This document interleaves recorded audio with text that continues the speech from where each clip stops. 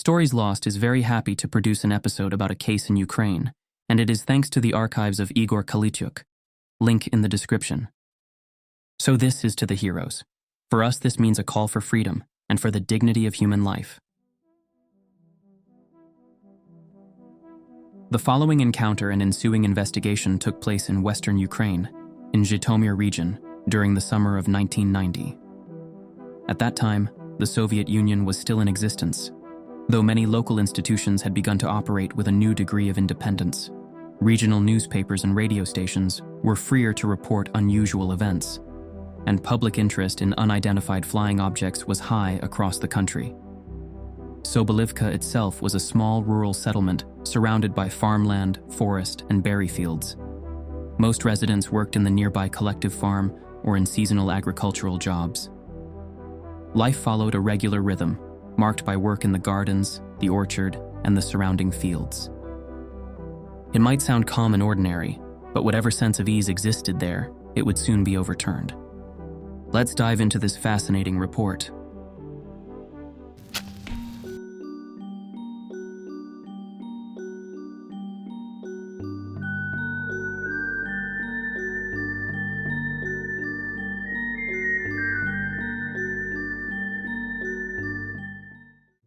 In certain strands of late Soviet ufology, researchers spoke of a direct form of contact between extraterrestrial beings and humans, a fourth kind encounter, which they described as the highest expression of a process they called AЯvOS, a term they used for what they believed to be a structured sequence of contact stages.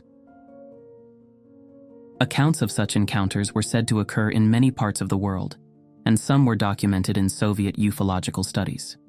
One of them took place in the Polisia region of Ukraine, an event that later became known as the Sobolivka phenomenon. In the summer of 1990, broadcasts on Zhytomyr regional radio, along with sensational headlines in the local press, informed residents of some extraordinary events. UFO over Sobolivka. Contact with aliens. UFO in Sobolivka, rumor or reality. They flew. Contact with a UFO, exactly so. Witnesses speak. Results of the Sobolivka investigation. Findings of the ufological expedition. Soon after, a team of investigators from Zhytomyr set out for the small village of Sobolivka, in the Dzerzhinsky district of Zhytomyr region, which at the time were part of the Ukrainian SSR. The expedition was equipped with measuring instruments and cameras. They interviewed witnesses, collected accounts from villagers, and examined the site where the object was said to have landed. From this material, an objective picture began to take shape, one that pointed to an unusual fourth kind encounter, later known as the Sobolivka phenomenon. It began on the evening of June 23, 1990, when a resident of Sobolivka, a Mr. S. Baranovsky, noticed to the west, above the forest, a large red sphere, as bright and as wide as the sun, hanging motionless in the sky. It appeared and disappeared at intervals of about 5 minutes. During one of these appearances, the red sphere began to shrink until it was no larger than an ordinary star, and then it vanished. What happened that night, many would later say, was the first sign, a kind of cosmic prelude to the events that soon followed in the village.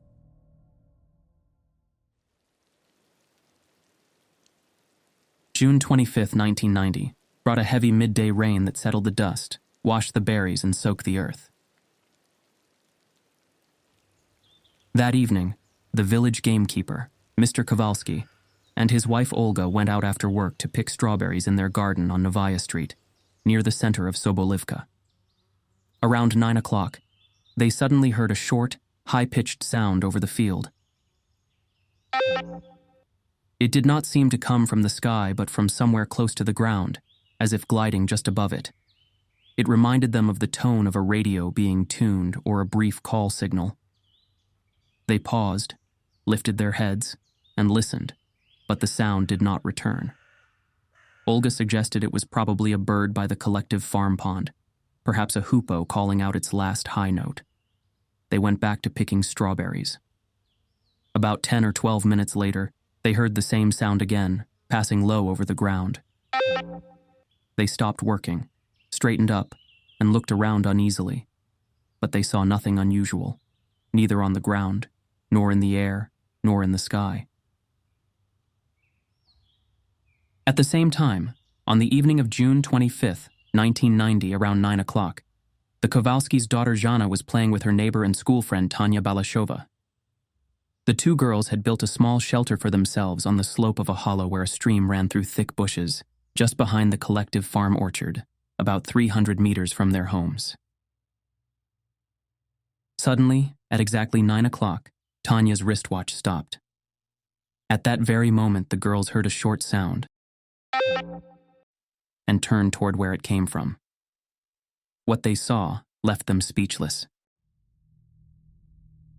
Only 6 or 7 meters away, a large, gleaming, disc-shaped object was descending silently and slowly toward a small clearing overgrown with tall grass. On one side of the clearing stood their makeshift hut, on another the stream, and on the third an old linden tree with 5 thick stems. The object settled between the hut and the tree. A few meters above the ground, 4 landing supports extended smoothly from its underside. Each was about 1.5 meters long and ended in flat rectangular pads. The craft, about 5 meters across, brown underneath and golden and glossy on top, came to rest quietly on the wet grass, on a patch of ground still damp from the afternoon rain. The two friends, who had never seen anything like it, stood only a few steps away, staring at the strange machine. Around the middle of its 2.5-meter tall body ran a band of glowing windows that encircled the entire craft. From the top rose a bright metallic antenna about 1.5 meters high, and the whole surface gleamed with metal. Zhana and Tanya watched quietly from their little shelter, hidden behind the thick leaves of the bushes. They could see everything unfolding before their eyes, an extraordinary event they could hardly believe was real. On the far side of the object, away from where they stood, a hatch opened on the upper section of the craft. From it, a small ladder extended down to the ground, and 3 humanoid figures descended one by one. They wore shining garments that looked like short-sleeved robes or coats of gold and silver colors. The tallest of them stood about 2 meters high. The second was around 1.5 meters, and the smallest a little over 1 meter. The 3 figures came down near the old linden tree, on the side of the craft opposite the girls. Through the space between the ground and the underside of the craft, which stood raised on its landing legs, the girls could see what the beings were doing. The tallest one sat down on a wooden crossbeam fixed between the tree trunks. The middle one leaned against a broken green branch that had sprouted from the linden. The smallest stood beside them, turned toward the girls. They could clearly see that the 3 were speaking to one another, yet they heard no sound, though the distance between them was no more than 13 or 15 meters. The girls noticed many details of their appearance. The beings had long, square, spade-like heads, covered with red helmets that left their faces and ears exposed, and were not fastened under the chin. From under the helmets hung long ashen hair that reached below the shoulders and almost surrounded their long necks.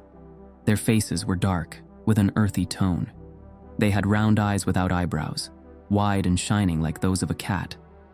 A long, pointed nose, shaped like a woodpecker's beak, extended over a small mouth no larger than a human eye.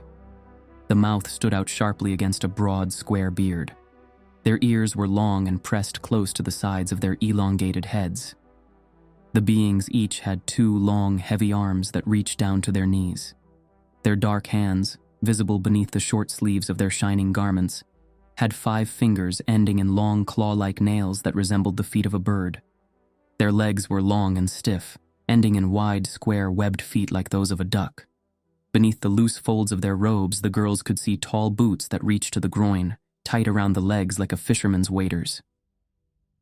The creatures moved awkwardly, turning their entire bodies without bending their knees, as soldiers might on parade. It looked almost as if they were gliding over the ground and over the water. Yet the girls could see that these were living beings, with living faces, even if their skin was dark and earthy in color. Once they had recovered from the first shock, and realizing from newspaper stories what such beings were said to be, the older girl, Tanya, leaned close and whispered in Jana's ear, "Let's run. I think they're aliens."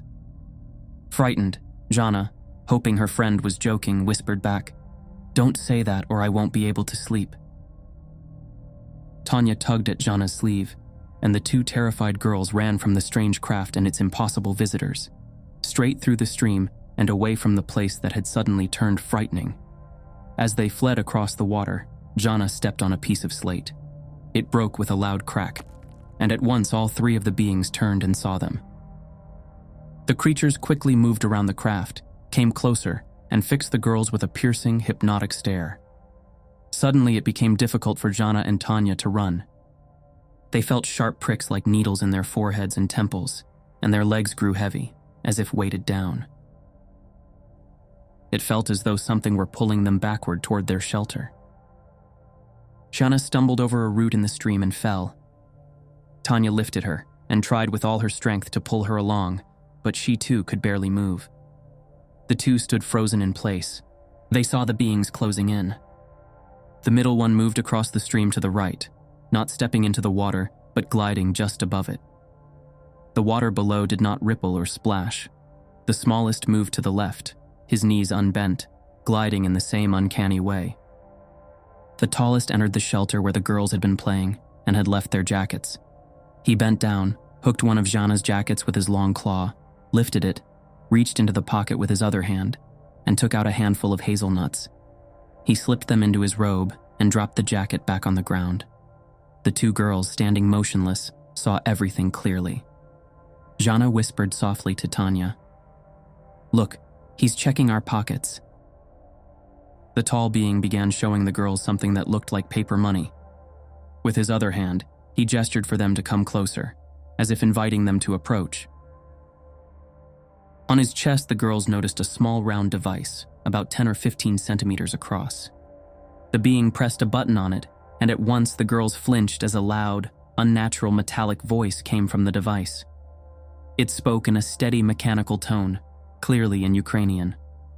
Although both Tanya and Jana were terrified and felt sharp pricking in their temples, they remembered two phrases clearly. "We are children of another planet. We will come again, twice more, to this same place on this same day, at this same time." After that, the being said a few more words, but the girls could not understand them. The tall one then walked back toward the craft. The other two, the middle and the small beings, joined him. The three seemed to speak among themselves. Tanya and Jana, suddenly freed from their paralysis and realizing that the beings no longer seemed interested in them, crept quietly back to their shelter.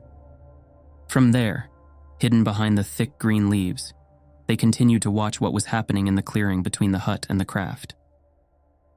Their fear gave way to curiosity, and the instinct for safety lost to the pull of what they were seeing. The tall being bent down, tore up a handful of green plants, and threw them onto the surface of the craft. At once, many different flowers appeared across the entire body of the object, blooming in an instant. The middle being was holding a long oval box shaped somewhat like a ring or a bagel, about 25 or 30 centimeters in length. He moved away from the craft, down toward the stream, about 2 or 3 meters from the landing site, and bent down. Using his hands, or perhaps his claws, he buried the object in the ground. Then the beings climbed back up the ladder and entered the craft, lowering themselves into its interior, as if into a deep barrel. The hatch closed silently behind them. A moment later, the same short signal sounded again. White smoke began to billow from beneath the craft. Slowly and without a sound, the object rose to the height of the old linden tree, drawing in its landing supports as it ascended. For a few seconds, it hovered motionless in the air. Then red and blue lights began flashing beneath its rim, circling around the underside of the body. In the next instant, the craft seemed to dissolve into the air and vanished completely from sight. For a brief moment after it disappeared, a small red point of light, no more than 2 or 3 centimeters across, still glimmered in the sky. Then it too was gone. When the UFO had vanished and the girls had recovered a little from their shock, Tanya looked at her wristwatch. The hands showed 9 o'clock. The watch was still wound, but it had stopped, the exact moment the craft had landed. Without saying a word to one another, the two ran across the gardens to where their parents were still working. It was 9:15 in the evening. All that had happened, all those impossible events, had lasted no more than 10 or 12 minutes. But to the two girls, it had felt like an endless and terrifying eternity. A few minutes after Mr. and Mrs. Kowalski had heard the second beep, their daughter Zhana and her friend Tanya came running into the garden. They were out of breath, red-faced and frightened, talking over one another as they tried to explain what they had just seen. Zhana blurted out, "Some strange men surrounded us." And Tanya, trembling and excited, added, "We saw a flying saucer and aliens." From their broken, hurried words and their desperate eagerness to tell the story first, the Kowalskis understood that the girls must have witnessed something extraordinary in Sobolivka, that they had in fact seen the landing of a UFO and had come into contact with its occupants. Caught up in the girls' excitement, Mr. Kowalski exclaimed, "Show me the place where this happened right now." The four of them, Mr. and Mrs. Kowalski, their daughter Jana, and her school friend Tanya, set off running toward the spot under the old linden tree. They sprinted the 300 meters from the garden, across the yard, the road, and the collective farm orchard, to the little shelter near the linden. When they reached the site, however, the Kowalskis saw nothing unusual. Mr. Kowalski, disappointed and out of breath, cried out, "There's nothing here. No landing marks, no traces at all." The two girls, close to tears at not being believed, insisted that this was the very place. Their voices shook as they pointed out where the craft had stood, where the beings had walked, and where one of them had buried something near the stream. Once he calmed down, Mr. Kowalski began to look more closely at the ground. There, at the spot the girls had shown him, he found a single clear impression pressed into the earth, the mark of a landing support. Near the old linden, where the girls said the beings had stood, the grass was visibly flattened. The girls then led him to the edge of the stream, showing where the being with the dark oval box had gone. In the tall grass, they found a narrow trail leading down the slope, the stalk still bent and wet, as if someone had passed there only moments before. Mr. Kowalski had the clear feeling that someone had just been there. He began following the narrow trail himself, moving down toward the stream where the being had gone. But after only a few steps along this strange path, he suddenly felt very ill. His mouth went dry, his head tightened painfully, as if something heavy had been pressing down on it. He was seized by nausea and felt close to vomiting.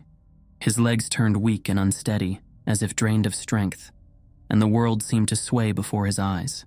With great effort, he forced himself to climb back up toward the clearing where the craft had stood. Meanwhile, his wife Olga had stopped at the spot where the UFO was said to have landed. She wiped her hands, still dirty from picking berries, against the tall, wet grass. Almost at once, she noticed that her palms, wrists, and forearms, where the moisture from the grass had touched her skin, were turning red, and her skin was suddenly covered with small white patches. Her hands and fingers lost all feeling and grew stiff, as if made of wood. The tips of her fingers began to sting sharply, pricked by countless invisible needles. A loud rhythmic pounding started in her head, especially at the temples. She felt faint and sick to her stomach. A strange numbness came over her thoughts, a heaviness in her body, and a growing sense of indifference to everything happening around her. She could barely move. Her breathing became labored, and all she wanted was to fall to the ground, to curl up small and unseen, to disappear. When Mr. Kowalski climbed back up the slope, he saw his wife standing there with a dazed, lifeless expression, her face yellow as wax, her arms and shoulders hanging limp.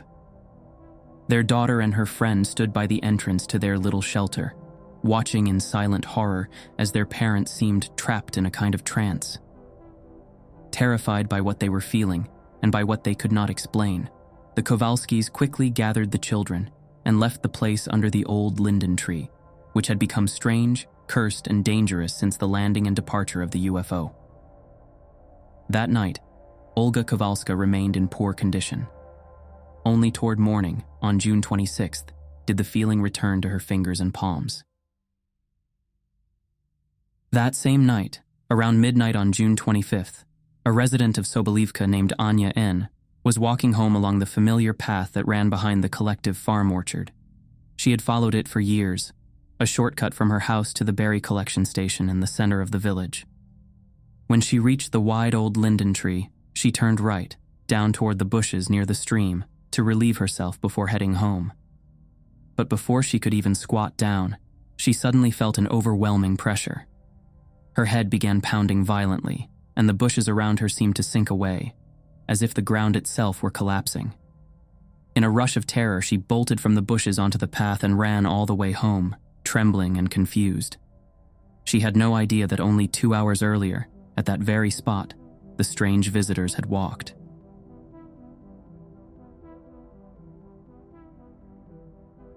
The following night, June 26th, around midnight, another villager, Vasily Matveyev, saw above the forest, about 3 kilometers from the village, a red sphere as large as the moon. It emitted several beams of light that reached down to the ground, sweeping slowly over it as if feeling their way. The sphere rose and fell several times above the treetops, then disappeared. On the morning after the Sobolivka incident, June 26th, a police inspector from the village, S.K. Ilkov, arrived at the site. After carefully examining the area, he found a shallow, well-defined mark in the soil, oval and about the size of a desk calendar. It was the print of a rectangular support pad, one of the 4 landing legs of the craft, measuring roughly 10 by 20 centimeters. In the weeks that followed, 2 ufological expeditions from Zhytomyr arrived in Sobolivka to investigate what had taken place. Their visits, on July 22nd and July 25th, 1990, were part of a broader effort to record and analyze the event that had already begun to circulate under the name the Sobolivka phenomenon. The investigators began by reconstructing the technical features of the craft described by the witnesses.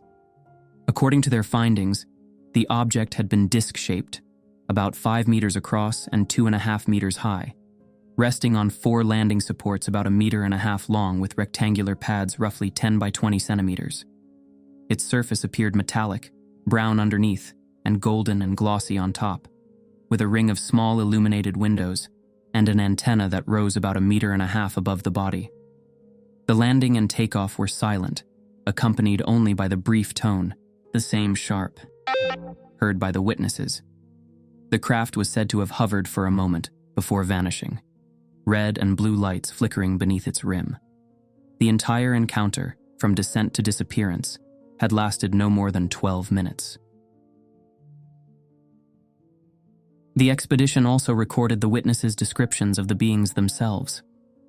There were 3 figures, dark-skinned and humanoid in form, each of a different height, one tall, one of medium height, and one small. They wore short-sleeved robes of gold and silver hues and red helmets that left their faces uncovered. Their heads were broad and square, with long necks, smooth dark skin, round eyes without brows, long narrow noses, and small mouths. Their arms were long and heavy, their hands ending in 5 clawed fingers. Their legs were thick and stiff, enclosed in high boots with webbed square feet. They moved awkwardly, turning their whole bodies at once, as if gliding over the ground rather than walking. According to the report, the beings appeared to carry some form of translating or signaling device. They had shown the girls what looked like paper money, and through a metallic voice, spoke clearly in Ukrainian. When the investigators examined the site, they found traces that seemed to confirm parts of the account. On the patch of ground where the craft had reportedly stood, their instruments indicated high levels of ionization. At the spot where the girls said one of the beings had buried something, the team detected what they called a 30-centimeter cosmic beacon, producing rhythmic oscillations on their measuring frames. They noted a distinct print in the soil, shaped like a rectangular pad, matching the dimensions given in the testimony. The instruments also registered radiation anomalies. Residual gamma readings between 13 and 25 millisieverts per hour were recorded, along with what the team described as a negative leptonic field and the presence of a chronal zone that had allegedly stopped the girl's wristwatch. Finally, the investigators noted several effects that, in their words, could not be explained by ordinary physical causes. Witnesses and even members of the expedition reported dizziness, nausea, sudden weakness, numbness in their hands and legs, shortness of breath, changes in skin color, and an almost hypnotic fatigue. Some spoke of sharp pricking sensations at the temples, a feeling of paralysis, or an inability to move.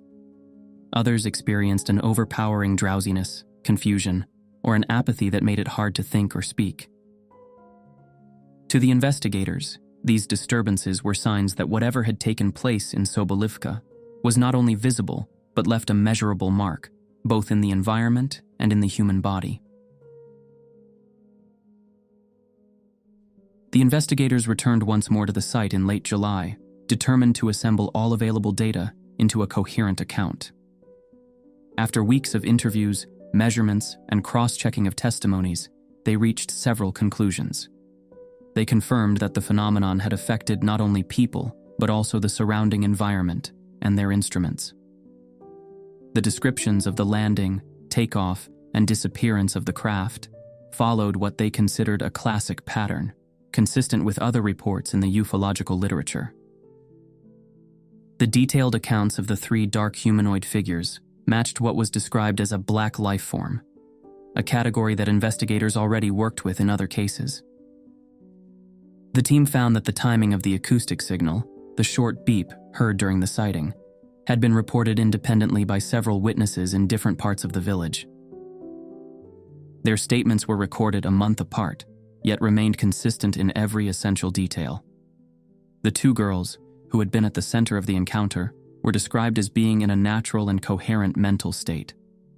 Their reactions, the investigators noted, reflected fear and confusion, but showed no signs of suggestion or delirium. The behavior of the beings themselves was seen as distinctly non-human, precise yet restrained, marked by gestures and movements that seemed deliberate, but unlike anything terrestrial. To the investigators, this added weight to the authenticity of the girls' account. Finally, the expedition noted that unidentified aerial objects had been reported in the Sobolivka area both before and after the night of the main encounter. In their final report, they even cited what they called the words of the beings themselves, suggesting that the visitors intended to return. According to the girls' testimony, they had said they would come again on a Monday at exactly 9 o'clock in the evening on the following calendar dates: February 25th, March 25th, and November 25th, 1991. The Zhytomyr expedition's official report was signed by its lead investigator, Albert Sergeyevich Mikhailov, and dated October 25, 1990. It concluded that on June 25, 1990, at 9 o'clock in the evening Moscow time, in the village of Sobolivka, a contact had taken place between local residents and 3 biorobotic representatives of an extraterrestrial civilization of humanoid life forms, described as artificial, highly intelligent beings belonging to a higher order of reason in the universe. Mikhailov signed his name and address beneath the statement, marking the formal end of the expedition's account. Attached to the report, we now found, was a 2015 commentary authored by A.E. Makhnin, offering his own interpretation of the events and of the expedition's conclusions. Makhnin praised Mikhailov's report for its clear and literary style, noting that it described the situation in Sobolivka thoroughly, though without analysis. He then proceeded to supply that analysis himself. According to Makhnin, the beginning of the contact was typical. The girls heard the signal, turned their heads, and saw the landing of the craft. But in his view, this was no accident. The shelter was visible from above, and the behavior of the beings suggested that the encounter had been prepared in advance, intended specifically for the children. He described the 3 figures emerging from the craft as resembling men in cloaks and tall boots who arranged themselves in a circle, each taking a familiar position. One sitting on the beam between the trunks of the linden, another leaning against a broken branch, and the smallest standing facing the girls, as if to observe them. They appeared to converse, But since the girls heard no voices, Machnin proposed that the conversation had been telepathically induced. The visitors' calm and almost domestic behavior, he wrote, was meant to reassure the children. But time for them was limited. Their presence on Earth, he speculated, was planned to the minute. It was likely, he argued, that the beings used hypnotic influence to make the girls run from the shelter, setting in motion the rest of the encounter. The loud crack of the broken slate, he suggested, was not chance but a trigger that caused the beings to notice the girls. According to Machnin, when the girls froze and could not move, they were again under the beings' control. The tall figure's inspection of the jacket, the removal of the hazelnuts, and the display of paper money were gestures meant to demonstrate exchange and goodwill, as if the visitor were paying for what he had taken. The metallic voice that followed, speaking in Ukrainian, reinforced the idea that the encounter had been carefully staged. He also speculated about the small device that one of the beings buried near the stream. This, he argued, was most likely responsible for the strong physical effects later reported by villagers and investigators: nausea, dizziness, paralysis, and other symptoms. He described it as an implant inserted into the soil, similar in function to microimplants allegedly placed in human abductees. The device, he believed, generated a protective or information-gathering field, preventing access to the site and collecting data. Machnin noted that Mikhailov's report did not mention what became of the object, whether the expedition had tried to dig it up, or whether its influence made that impossible. Most likely, he suggested, the team had been unable to retrieve it. Given that it had been buried shallowly and in plain view, he concluded that the visitors had probably returned to recover it later. In closing, Machnin lamented the lack of detail in some parts of the report. Whether the piece of slate really lay there, whether the branch in the stream truly caught Jana's foot. Yet he agreed with the expedition's main conclusion, that the children had made contact with biorobots of an unknown extraterrestrial civilization, beings who had come to Earth for research purposes. The Sobolivka case is accessible because someone thought it was worth preserving. Among them is Igor Kalytyuk, the Ukrainian researcher behind the Zond archive, whose work aims to keep such reports accessible while also studying how witnesses think, remember, and sometimes distort what they see. It is a reminder that ufology, when practiced carefully, is not only about lights in the sky, but about observation itself, about how people record, repeat, and try to understand experience.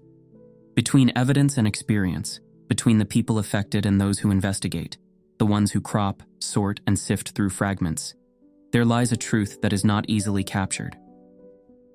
Researchers like Igor Kalytyuk maintain those traces, preserving field notes, witness accounts, and test data that would otherwise be lost. His online archive represents an empirical effort at the edge of science, of cases we can count or discount. However, it is a necessary effort if we want to explore the yet-to-be-explained or yet-to-be-confirmed as beyond our understanding. What do you think about the Sobolivka case? Stay curious and join the discussion in our comment section. Love all of you who support the channel and who contribute with that little extra something, even if it's just your time or a like. See you in the next one.